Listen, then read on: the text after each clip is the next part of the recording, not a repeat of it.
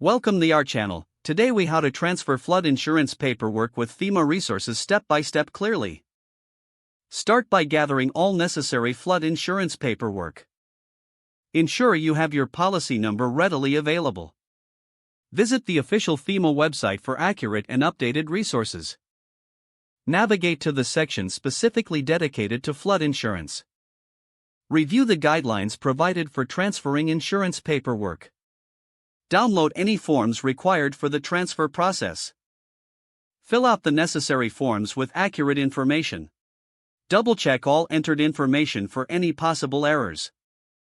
Prepare additional documentation that may be requested, such as proof of ownership. Contact your insurance agent to inform them of the transfer. Discuss any obligations or specific steps they may need to complete. Follow any instructions given by your insurance agent carefully. Directly reach out to FEMA if you encounter any uncertainties. Submit your completed paperwork to the designated department. Keep a copy of all submitted documents for your records. Monitor the progress of your transfer through your insurance portal. Stay in communication with both FEMA and your insurance agent throughout the process. Make sure to follow up if you do not receive confirmation of the transfer. If the page does not load, refresh the browser or try again in a private or incognito window. Make sure you are using the correct email address, then retype it carefully to avoid small typos.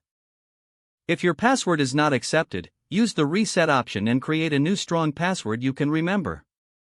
Check your spam folder for verification or security emails, then complete any requested confirmation steps.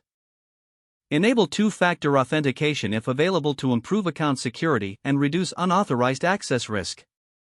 After signing in, review your profile details so your contact information and settings are accurate and current. If you see an error message, note it down and try again after restarting your device and internet connection.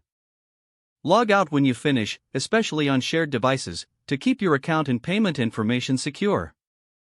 If the page does not load, refresh the browser or try again in a private or incognito window. Make sure you are using the correct email address, then retype it carefully to avoid small typos. Don't forget to like this video and subscribe to our channel for more step-by-step tech guides.